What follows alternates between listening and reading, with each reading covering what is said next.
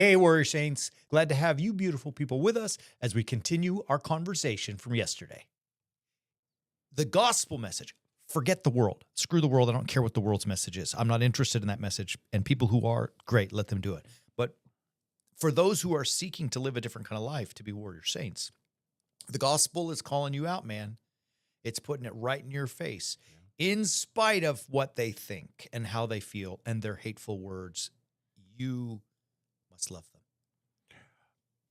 I mean, think about the fact that Christ just said to the lawyer, go and do likewise. Go and do what the Samaritan did. Right? You who can't stand Samaritans, go do what the Samaritan did. Go act like a Samaritan. Right. I mean, that's insanity. Let's put it in our modern language. Could you imagine telling a Republican go do what a Democrat did, or a Democrat go do what the Republicans do? Yeah. That people would lose Their mind. their mind. Yeah. Because we've lost that we just need to follow God's commandments. We've lost that we're just called to follow his word.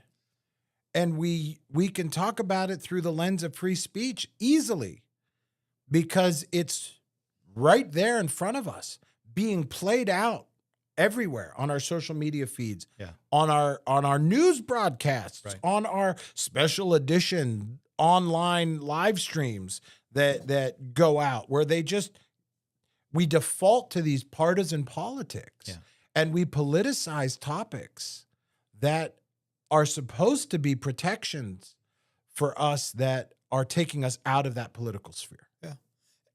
Look, Deacon Greg, you just said it. I mean, we've boxed ourselves or aligned ourselves or identified is the word used as, left or right. I'm saying here, all right, let's shift that identity a little bit. You can do that. I mean, be a Republican, be a Democrat or an independent or whatever other party and vote how you want. Fine.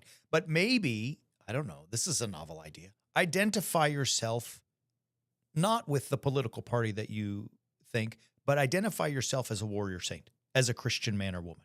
And when you identify yourself as that, your reference for the way you live and act becomes no longer your party affiliation, but the gospel of Jesus Christ. And it's calling you to a very different standard. It's calling you to level up, right? Look, do you have 2 Timothy in there? Did we put that in? Listen to this. This is how Jesus Christ, and in this case, the Apostle Paul, is telling you to function and live your life. In 2 Timothy chapter 2, and the Lord's servant must not be quarrelsome, but kind to everyone. That includes people you like and people you don't. That means everyone.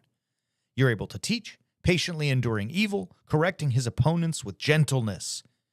God may perhaps grant them repentance, leading to a knowledge of the truth, and they may come to their senses and escape from the snare of the devil after being captured by him to do his will. Right? Like, that's a very different way to look at things. It's saying, bil-arabi magluba, right? Like we say in Arabic, upside down. I mean, the world is saying, go fight, attack, win.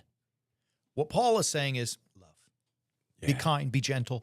And if you do that, because we as Christians think what we're preaching is truth, if you do that kindly, God may sprinkle a little bit of grace in their hearts, and they may open their eyes to it and come to the truth. They may not, but they may. But if you go to them, I think what Paul is really leading to, like if you go to them as a jerk, trying to win this fight and to be right and crush your opponent, which is what's happening, then they're going to the wall just gets built up harder and stronger, and they're not going to listen. There's no hope, of softening the heart. But if you go to them with love, I mean, it's so simple, it's so clear, but yet.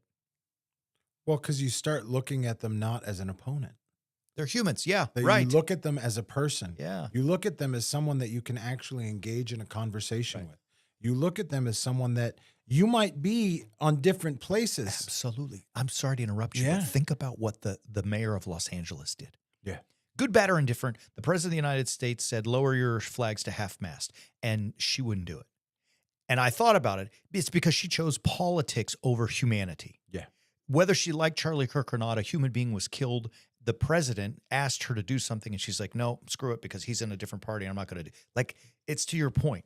Anyways, that one bummed me out. That broke my heart. Yeah. They asked for a moment of silence. Yeah. In Congress, and people were yelling no. Yeah. I mean, have we really gotten to this point? And that has nothing to do with what I think about Charlie Kirk or not, or Right. whatever. Right. I don't agree with everything he said. Yeah, no way. I don't have to agree with everything he said to recognize that something terrible happened to him. Yeah. And I mean, I've had moments of silence for people that I did not like. Yeah. I didn't shout no.